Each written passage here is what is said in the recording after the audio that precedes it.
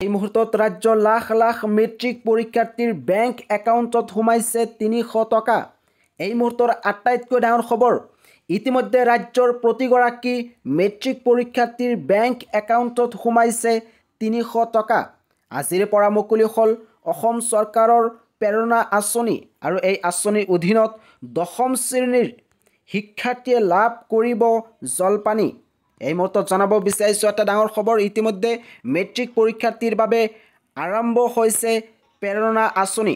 মাননীয় মুখ্যমন্ত্ৰী ডক্টৰ হিমন্ত বিশ্ব শৰ্মাই আজি শ্ৰীমন্ত শংকৰদেৱ প্ৰেক্ষাগৃহত আয়োজিত এক অনুষ্ঠানত অসম মাধ্যমিক শিক্ষা পৰিষদৰ হাইস্কুল শিক্ষান্ত পৰীক্ষা আৰু আদৰ্শ বিদ্যালয়সমূহৰ CBSEৰ ১০ম শ্ৰেণীৰ বৰ্ড পৰীক্ষাত অৱতীৰ্ণ হ'বলগীয়া শিক্ষাৰ্থীৰ বাবে প্ৰেৰণা নামৰ আঁচনিখনৰ শুভাৰম্ভ কৰে। আৰু এই আঁচনিখনৰ জৰিয়তে ৰাজ্যৰ 4.4 লাখ শিক্ষাৰ্থীয়ে চলিত নৱেম্বৰ মাহৰ পৰা 4 মাহৰ বাবে ৩০০ টকাকৈ প্ৰতিমাহে লাভ কৰিব। অসম মাধ্যমিক শিক্ষা পৰিষদৰ হাইস্কুল শিক্ষান্ত পৰীক্ষা আৰু আদৰ্শ বিদ্যালয়ৰ CBSEৰ ১০ম শ্ৰেণীৰ বৰ্ড পৰীক্ষাত অৱতীৰ্ণ হ'বলগীয়া প্ৰতিগৰাকী শিক্ষাৰ্থীলৈ মাননীয় মুখ্যমন্ত্ৰীয়ে শুভেচ্ছা জ্ঞাপন কৰিছে।